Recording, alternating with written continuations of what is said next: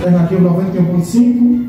Quero mandar um bom dia para o Edivaldo Martins, que está lá no Sítio São Pedro, lá em Palmeirim. Bom dia, Edivaldo Martins. Bom dia também para a Misa, lá no Barro, que está assistindo o programa. Bom dia, Misa. Quero mandar uma vez um bom dia para o presidente da Associação do Citabuleiro Alegre. Bom dia, você que está em Nova Mangabeira assistindo o nosso programa.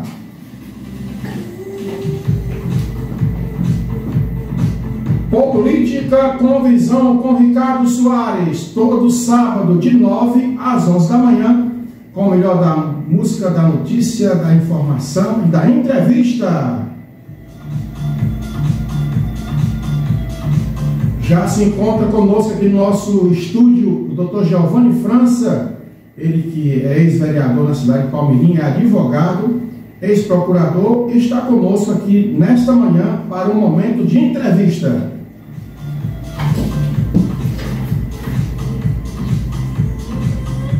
Você pode deixar a sua mensagem, fazer a sua pergunta aqui no WhatsApp da rádio e também no nosso WhatsApp pessoal.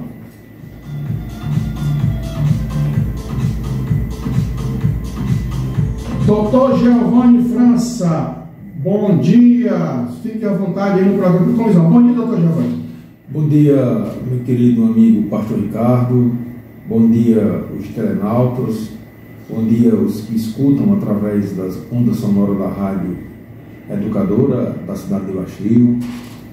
É uma satisfação imensa, um prazer enorme poder estar aqui, dialogando, discutindo e conversando comigo nesse momento, nessa manhã de sábado na cidade de Baixio. Muito bem, doutor Giovanni está conosco nessa entrevista. Vamos aqui bater um papo sobre a política internacional, vamos dar um relance aqui sobre a guerra em Israel, né, Irã, na Rússia, a Ucrânia. Doutor Giovanni, nós vivemos no âmbito internacional, o mundo está muito conturbado, né? Guerra na Rússia, com a Ucrânia, Israel, Hamas, né, tem o pessoal ali na Cisjordânia, tem o Irã. Como você analisa essa situação a nível internacional hoje que nós estamos passando? Pastor Ricardo, talvez você tenha muito mais autoridade do que eu para falar da guerra do Irã com Israel, mas eu tenho um conceito assim, do mundo de hoje, né? Assim, um conceito que gera esses conflitos, é a chamada intolerância, né? A intolerância que vai desde a intolerância religiosa, mas a intolerância de não aceitar ou não dialogar para respeitar a opinião do outro. O mundo vive nesses conflitos constantes, né? Principalmente na região do Oriente Médio. A questão do Irã com Israel o cerne da guerra, é a questão das possíveis fabricação de bombas nucleares no Irã, né? Israel temendo esse possível ataque, aí já ataca. E aí toda a ação tem uma reação. O Irã também é um país que é direcionado a esse tipo de conflito também e vive em guerras constantes. Então é uma questão de décadas, de anos, historicamente, né, desde que o povo de Israel procurava um território. Então é uma situação que é muito difícil de ser contornada, porque além de tudo tem a questão dos interesses políticos de liderar o seu povo. Então o Irã pensa dessa maneira, o Israel também, e é um conflito que eu vejo que, como a Ucrânia e Rússia, quase que não vai ter nunca uma solução, porque por mais que seja feito um acordo de paz, o cessar-fogo ocorra, no futuro próximo eles voltam a lutar pelos mesmos territórios. Então assim, é uma situação meio complexa que tem uma solução muito difícil. Esse conflito entre Irã e Israel é de muito tempo mesmo. Muito bem, 9 horas e 57 minutos, Dr. Giovanni França, nosso convidado especial. Estamos aqui adentrando a política internacional, principalmente hoje, que é um caso bem notório, que é os conflitos, né, entre o Irã, Israel, e também ali na Europa Oriental, entre a Rússia e a Ucrânia. Lembrando, doutor Giovanni, que nós temos o papel fundamental da União Europeia e também dos Estados Unidos da América e também a Inglaterra. Esses países estão nessa parte da mediação, né, para acabar com o conflito. O Vladimir Putin, mesmo estando em guerra com a Ucrânia, ele também, para ele, seria bom a paz ali no Oriente Médio, porque Israel tudo ali, por que é que a China não intervém? Por que é que a Rússia não intervém? Alguns dizem que o Irã, a Coreia do Norte, a China, né, a Rússia, todos eram eixos contra Israel, mas só que o Irã é um país fechado, dos ayatolás, é um país que prega a morte à América, né, prega a extinção do Estado de Israel, e nenhum país quer adotar essa política de morte ao seu próximo. O senhor, como advogado, como pessoa comum, como o senhor analisa essa ideologia, né, do grupo dos ayatolás, dizer que é para exterminar a América e não escapa nem a gente, a América do Sul. Exterminar a América e também eliminar o Estado judeu. Como o senhor analisa na sua visão, como ser humano, principalmente como ser humano? É assim, como você me colocou, o Irã é um país extremista, né? Extremista, de uma religião xiita, islâmica, Revolução Islâmica. Né? Eles têm um conceito religioso muito radical e prega realmente até a extinção de outros povos, né? De outras religiões. Que não pensa igual a eles. Isso.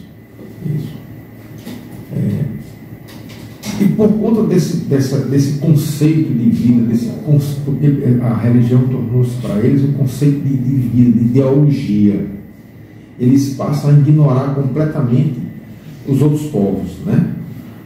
E aí termina, em virtude do seu pensamento, e se morrer em conflito, se morrer numa guerra, vai direto para o céu de Alá, vira Marte, né? Vira Marte, segundo a tradição islâmica, né? Eles partem para agredir os outros países, de forma especial e Israel, que é militarmente muito forte, né? O Israel realmente tem condições de até exterminar, acabar com o Irã. A quinta maior potência mundial é Israel. Quinta na sétima. No sentido bélico, eu acho que é igual a, não sei que seja igual aos Estados Unidos, nem a Rússia não, mas é uma potência militar muito forte, até porque também tem ali, é alimentado pelos Estados Unidos, tem uma inteligência de confecção de bombas nucleares, ibericamente de armas também é muito forte.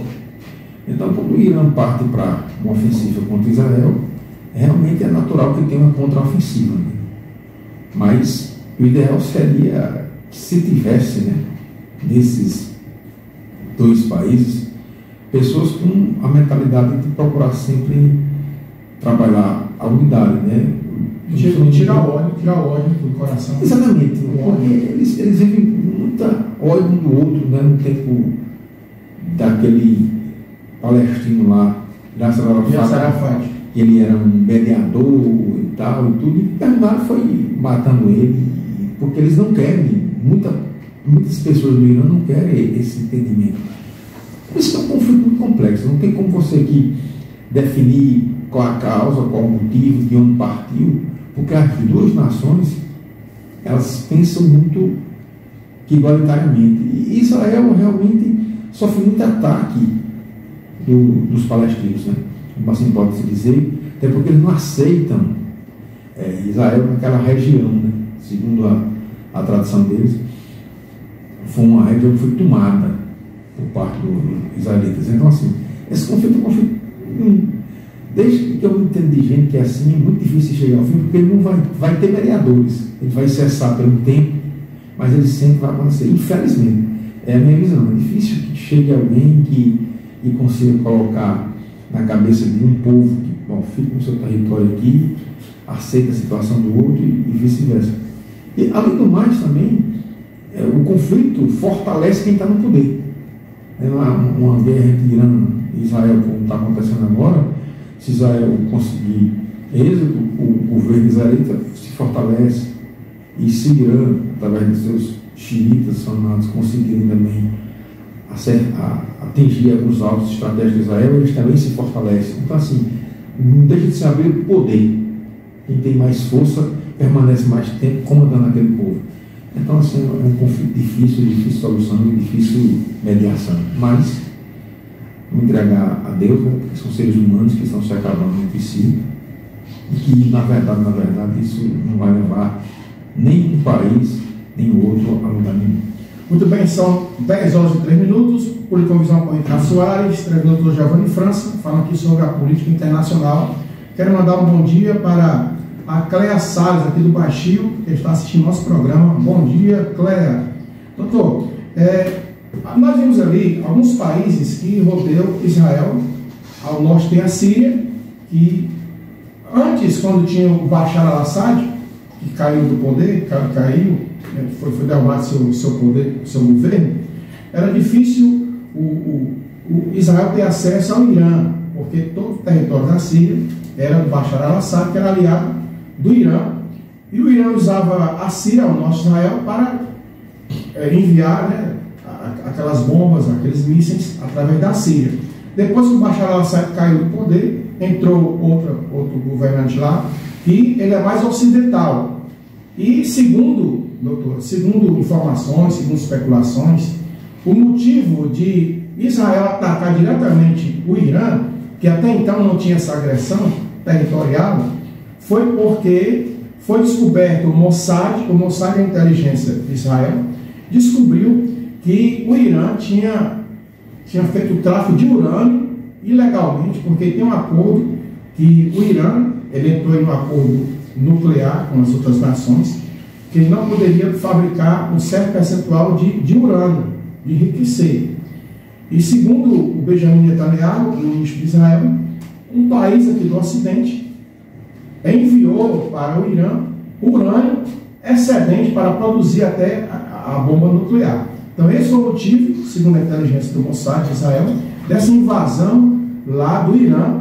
E todos os países que estão no Oriente Médio, a Jordânia, né, o Egito, a Turquia, né, a Síria, todos aqueles países são contra o Irã, porque o Irã produzindo... porque é que todos os países, alguns países têm a bomba atômica e o Irã não pode ter uma bomba, porque como é a reza do povo iraniano é eliminar a América e destruir Israel. Nenhum país que tem a bomba atômica tem esse pensamento. Aí nós analisando esse sentido, o que pode acontecer? O senhor acha que o regime dos Ayatollah vai cair? E tendo essa paz, o que seria bom para poder resolver, já que o Mossad descobriu que o Irã quebrou o acordo da não proliferação de arma nuclear no seu país, para enriquecimento de urânio? Bom, uma corrente dos que defende Israel defende essa tese de que o Irã, né, está trazendo para o seu território o urânio, né? Já foi de um país ocidental, levou para lá para enriquecer. Para enriquecer e confeccionar bombas nucleares, né? Há outras correntes que falam que essa história inventada por Israel... É como se fosse no Iraque, né? Exatamente. Tinha bomba de autodestruição e não tinha. Justamente porque com essa atitude de Israel de atacar o Irã, pelo motivo de Irã, especulando, né? Afirmando que o Irã tem urânio enriquecido, que dá para fazer a bomba, de qualquer maneira, fortalece o primeiro-ministro de Israel, que está previamente defendendo seu povo. Então, aquilo ali, para ele, politicamente, ele se torna muito forte. Fora a crise interna do país de Israel, porque ele ia ser votado em impeachment contra ele colocou esse pano de fumaça para poder se sair. Exatamente. Isso também tem seus interesses. É muito colocado pela mídia, pela imprensa, que ali é uma forma dele se fortalecer, né, e permanecer no poder. Já deve ser mais ainda mais. Justamente pela coragem, segundo os israelitas, ele está lá atacando o Irã. Essa história da produção de... pode até existir, mas o que motivou Israel a atacar foi o primeiro-ministro, que é sobre a vida. né? É tanto que ele já vai estender mais por 6 meses o mandato dele, enquanto ele estiver bombardeando o Irã e levando vantagem. E vai levar, porque o Israel é bem mais forte do que o Irã. Mas lembrando, doutor, segundo as reportagens, Israel só tem 10 dias de bomba. Só tem 10 dias para se defender. Depois de 10 dias, acaba a sua defesa aérea. Israel? Sim. É porque quando existe uma guerra, Israel gasta por defesa 6 bilhões por defesa.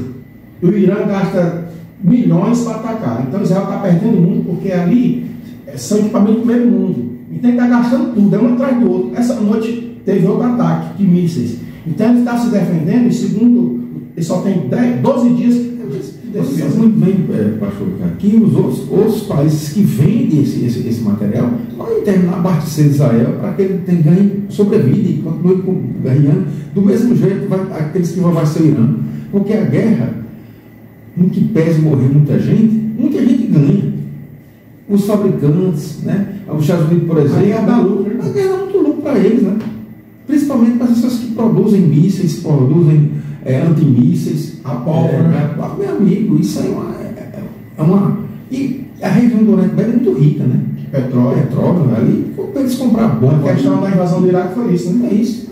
Para eles comprar bomba lá e ficar trocando no céu, um atacando, outro se defendendo, eles passam anos. Doutor, o presidente dos Estados Unidos, ele deu assim uma mensagem bem colocada ao presidente do Irã, o Ayatollah, dizendo que dava 15 dias para que o Irã se rendesse incondicionalmente.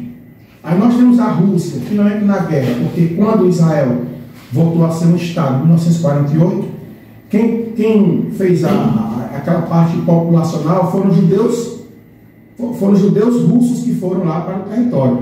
Por isso que ali tem vários russos, judeus ali, que fundaram o Estado de Israel. Porque se a gente for lembrar que na Segunda Guerra Mundial, ali quem venceu a guerra foi o russo, não foi os americanos. Foi o russo que venceram o Hitler, que invadiu chegar primeiro lá na capital da Alemanha, Berlim. Aí os judeus russos foram colocar primeiramente lá no território que é Israel hoje. Por isso que o Vladimir Putin não tem interesse. E outra coisa, tem transação comercial entre os dois países, né? A Israel fornece tecnologia para a Rússia e vice-versa. A China também tem investimento lá. Então China e Rússia estão fora desse movimento porque vão atirar no próprio pé. Aí tem o presidente dos Estados Unidos, que ele deu um prazo de 15 dias para que o Irã se renda incondicionalmente. Ou seja, esse incondicionalmente é entregar o poder para outro regime. Como se analisa a situação do presidente dos Estados Unidos nessa situação? O presidente dos Estados Unidos, na América, Donald Trump. Trump agora principalmente, né? Os Estados Unidos sempre foi aliado de Israel, isso é fato, né? Até quando lá os governos alternam republicanos e democratas, não é isso? Aqui a gente tem a direita e a esquerda, lá tem os republicanos e os democratas. Então, quando era o democrata, né? Ele era menos afeto à guerra, mas mesmo assim era aliado de Israel, certo? E agora o Trump, né, que é republicano, ele dá muito mais apoio a essas atitudes de Israel. Então, assim, o apoio dos Estados Unidos a Israel é um fato histórico, até porque, como você acabou de falar aí, a tecnologia israelense é sempre vendida aos Estados Unidos e as armas americanas vendidas a Israel. Então, essa condição dada ao Irã é normal pela extremidade, pela proximidade, pode-se dizer, de alinhamento dos Estados Unidos com Israel. Agora, o Irã se render, eu acho que aí eles terminam, só se invadem mesmo, porque eles são xiitas e vão morrer atirando. Morrer atirando. Isso aí não vai acontecer, eles não vão se entregar não, eles vão bombardear até que sejam completamente dominados por Israel. E não é fácil tomar não, porque faz tempo que eles vêm nessa batalha aí. 10 horas e 12 minutos por Inconvisão, hoje com o Dr. Giovanni nessa entrevista exclusiva, falando sobre política internacional. Daqui a pouco vamos entrar na política nacional. Dr. Giovanni, Oriente Médio para a Europa Oriental, ali a Ucrânia e a Rússia. Já está com 4 anos esse conflito, né? Sabemos que antigamente a Rússia, a Ucrânia, a Croácia, a Estônia, a Polônia Todos aqueles países era a antiga União Soviética, União Revolucionária de Sociedades. A União das Repúblicas Socialistas Soviéticas, União Soviética. E depois, em 1991, se dissolveu aqui, como fosse um país, né, que era um país. Antigamente é aquela questão, né? A historiador sabe, existe o capitalismo e o socialismo. E os países socialistas, né, naquela região da Rússia, se juntaram todos, se formaram uma república só. Depois, com o fim do socialismo, né, o capitalismo começou a dominar quase todo mundo, pode-se dizer, até porque a concorrência, a livre concorrência do mercado é natural que se predomine em relação à questão da cultura de se dividir tudo que tem. Isso é da cultura humana. Marxista. A cultura marxista que criou aquela ideia do socialismo, né, que tudo era em comum, que era de um, era de outro, e a gente sabe que na prática isso não vai funcionar, né? Todo mundo quer algo mais e buscar mais, aí nesse pensamento vai se sobressair, como se sobressaiu a política de mercado, né? A livre negociação, que é o correto, né?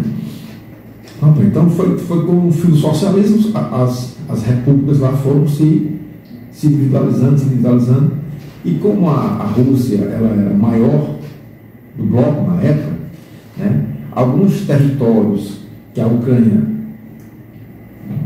reivindica que fique para a Ucrânia, porque com a divisão, a Ucrânia voltou a ter. A Rússia entende que é deles, né? E aí está o grande conflito entre Ucrânia e Rússia. Eu me admiro muito a resistência ucraniana. Mas, doutor, também tem a problemática da Ucrânia fazer parte da OTAN e a OTAN colocar base nas costas da Rússia. A história do carregamento de urânio lá do Irã é um plano de fundo, é um pretexto que a Rússia utilizou, né, para poder invadir a Ucrânia. O que acontece? Como a Ucrânia estava fazendo parte da OTAN, que é um grupo militar muito forte, né? Ela estava prevendo a sua entrada. Isso. Querendo entrar. E a Rússia entendeu aquilo ali, que ela estava indo para a OTAN para se fortalecer militarmente. Porque lá você mexeu com todos. Isso, a regra é assim. Então, com a Ucrânia sendo uma possibilidade de ir para a OTAN, a Rússia disse: opa, vamos invadir o frear, porque senão eles vão se fortalecer e eles vão querer invadir o território da gente. Então, assim, sempre as guerras têm um pano de fundo, né? Como se pode dizer. Uma desculpa. Nada justifica, mas tem as desculpas. Viu, doutor? Eu li uma mensagem ontem que diz assim, na guerra, os jovens matam outros jovens sem se conhecer, enquanto os velhos ficam só organizando contra os velhos que se conhecem. Os líderes se conhecem, declaram guerra entre si, porque Benjamin Netanyahu já foi amigo lá, Israel já foi amigo do Irã, quando era antigo a Pérsia, que parou em 1979 a Revolução Islâmica. Então todos esses líderes são conhecidos. Quando declara guerra, são jovens que vão se matar sem se conhecer. Aí nós temos ali a Ucrânia, né, vizinha ali a Rússia, e nós vamos ver esse problema dessa guerra lá que está avançando já para 4 anos. E o Vladimir Putin, um acordo que já foi cogitado, ele não abre mão dos territórios ocupados, enquanto o Vladimir Zelensky quer todos os territórios ocupados. O senhor acha que, para parar essa guerra, o senhor acha que o Vladimir Putin vai recuar ao Zelensky ou vai ficar como está? Esses territórios vão ficar com a Rússia? Se ele fosse aceitar essa proposta, ele já está derrotado. Já vai dizer que ele perdeu, né? Ele vai dizer que brigou até agora para permanecer. Ele entregar, que sentido para ele vai ter? Para mim teria, porque seria o fim do conflito. Mas para o povo, né, porque se a guerra continua, é porque o povo daquela nação quer que continue. Se tivesse uma mobilização da população da Ucrânia pedindo para dizer, não, deixa esses territórios para lá, vamos ficar aqui mesmo, a guerra pararia. Mas o próprio presidente é impulsionado pela cultura do povo de não querer perder aquele pequeno território de muita importância para a Rússia. Porque você tem que entender que o que movimenta tudo isso, é a mentalidade, é a cultura deles. É de brigar por pouco, mas de brigar. Muito bem. Doutor Giovanni, o senhor falou uma coisa interessante sobre a Ucrânia estar resistindo nessa guerra. Nós temos a OTAN, os países que fazem parte da OTAN, e nós estamos tendo agora a Europa, que está se fortalecendo militarmente. Bota o Titanic, fundo musical. Nós temos ali a Europa se fortalecendo. A Alemanha já voltou, porque foi feito um acordo na Segunda Guerra, pós-Segunda Guerra, que a Alemanha não poderia fazer mais nada em relação a armamento bélico. E agora a Alemanha está fortalecida, a França produziu, porque a Europa ficou neutra em relação à produção de armamentos. Ficou a América do Norte, Estados Unidos, no caso Estados Unidos, e a parte oriental da Europa. E a parte central da Europa, a Europa em si, a União Europeia, não tinha poder bélico. Nós vemos agora a Alemanha se levantando das cinzas, outros países levantando das cinzas, a França, e estão fornecendo armamento para a Ucrânia. Como se houver esse armamento da Europa, você acha preocupante? É preocupante, veja bem, por que eles estão fornecendo armamento para a Ucrânia e fazendo a Ucrânia ter essa restrição fora? Porque a Rússia poderia ser realmente, ela poderia avançar. Tomava o território da Ucrânia, depois tomava a Ucrânia, eu sei lá se ela não queria chegar na Europa Central, né? França, Inglaterra e Itália. Então, assim, os países começaram a se preocupar com o avanço da Rússia, porque lá é quase uma ditadura, né? É uma democracia, mas o Putin não sai do poder nunca, né? Todas as eleições vencem, ninguém sabe qual é a forma de escolha. Sempre que ganha. Sempre ganha. Então, assim, a Europa começou a se preocupar. Essa preocupação anteriormente não tinha quando era aquele presidente anterior, passou muito tempo lá, mas era uma pessoa mais sensata. Hoje o Putin não, ele tem espírito de avançar pelo território europeu. Então, o que aconteceu? Está falando do Gorbachev? O Gorbachev, ele passou. Mikhail Gorbachev. Ele foi uma pessoa que passava para a Europa a tranquilidade. Ele era pacificador. Pacificador. A Rússia parou até de fazer aquele desfile bélico, né, pela capital lá da Rússia, né? E mostrando poder de força, porque antigamente, quando se tinha o socialismo, o capitalismo, quando se estudava na história assim, os Estados Unidos mostravam o seu arsenal de guerra. Era a Guerra Fria, a Rússia mostrava o arsenal de guerra que eles tinham lá, né? Então, assim, era como se fosse uma briga da Europa com a América. Então, quando a Rússia começou a entrar na Ucrânia, eu acho que os países da Europa ali, opa, rapaz, ele está entrando na Ucrânia, daqui a pouco ele chega na Inglaterra, chega na Itália, chega nesses países. Então, foi isso que fez com que, essa sua pergunta, esses países, esse ressurgir da gente começassem a produzir. Até para a sua defesa. Né? Bem, são 10 horas e 20 minutos, doutor Giovanni França, estamos aqui no Política com Visão com o Ricardo Soares, programa todo sábado 9 às 11 da manhã. Eu quero mandar um bom dia para todos os ouvintes que estão em sintonia conosco.